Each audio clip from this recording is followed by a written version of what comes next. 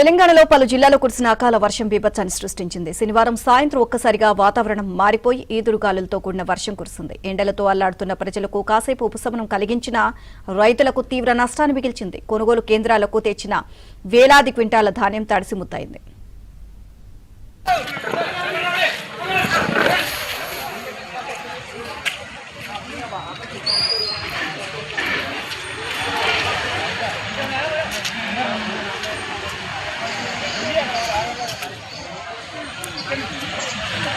వనపర్తి జిల్లాలో ఈదురుగాలులతో కూడిన వర్షం బీభత్సాన్ని సృష్టించింది. కుండపోత వర్షంతో ప్రధాన రహదారులు జలమయమయ్యాయి.